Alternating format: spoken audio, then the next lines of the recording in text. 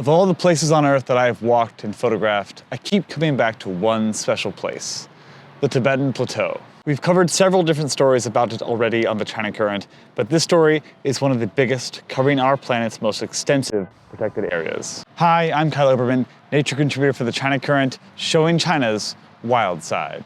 Like the Amazon, the Tibetan Plateau is one of those immeasurably special natural places that provide ecosystem services easily apparent to the hundreds of millions who live around it and the entire world. It has also been challenged by development, via overpoaching of the Tibetan antelope 20 years ago, mining and warming, to name a few. China has worked to protect this area through the last 60 years through a patchwork of protected districts, culminating in the world's largest national park, Sanjiangyuan, created in 2021. However, in a new landmark legislation approved last year, the Qinghai Tibet Plateau Ecosystem Protection Act, there are newly issued regulations to protect the entire 2,500,000 square kilometers of the plateau, about a fourth of China's total land mass. The law mainly focuses on, for the first time, outlining a unified management and monitoring system for the entire ecosystem on the plateau.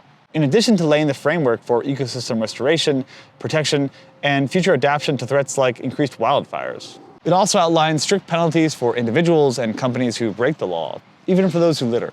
But it also leaves room for mining and resource extraction outside of core areas via methods deemed as green. Other large construction projects are also allowed insofar as they reduce and mitigate environmental impacts. The methods for assessing the environmental impact or the necessity of the project are not made clear, and for this, the law has been criticized by some. So while the new law isn't perfect, it is still a sweeping landmark policy that brings protection measures to a massive land area with outsized effects for the entire planet. The devil will be in the details and the implementation, similar to, say, US oil drilling policies in national wilderness areas.